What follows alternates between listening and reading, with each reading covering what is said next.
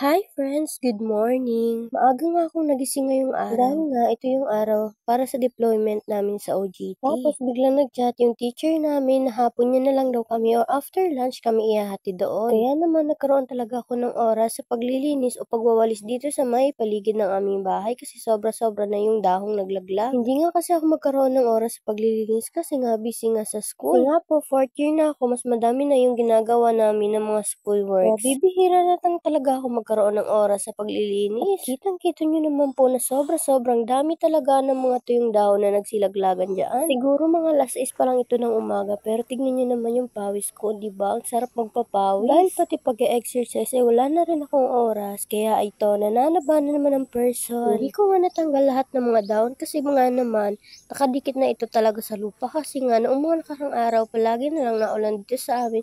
Kaya naman, ayan, dumikit na talaga sa lupa yung mga dahon dahil nga sa putik noong mga nakaraang araw. At nang makapagpahinga na nga ako, ay naligo na rin ako kaagad. Para mamaya, aalis na lang. At narinig ko na naman nga itong mga batang makukulit dito sa may likod bahay namin na nangunguha ng pili. Dahil may nakapagkwento sa akin na nakakita na umaakyat daw itong mga batang ito sa bubong namin para lang maghanap ng pili. Kaya naman para mahuli ko sila, hindi na lang ako nagsasalita sa loob ng bahay at para malaman ko nga kung totoo yung sinasabi nila. At ayan na nga yung dalawang makulit. Saktong-sakto nga pagkalabas ko ay ayan, umaakyat na naman itong batang ito. At talaga namang nagtutulungan pa sila, yung isa tagahawak, yung isa yung umaakyat. Hay nako. Kasi sa may likod ng bahay namin, may malaking puno ng pili at araw-araw talaga yung naghahanap ng pili yung mga batang ayan. Pero ayos lang naman sa akin na maghanap sila dyan ng pili. Ang hindi lang okay yung umaakyat sila sa bubong namin. Kasi nga mataas din yun at delikado, baka mahulog din sila. At halos palagi pa namang walang tao ang bahay namin. Kasi palagi kaming wala ng partner ko. Ilang beses ko na nga silang pinagalitan na wag na aakyat dyan.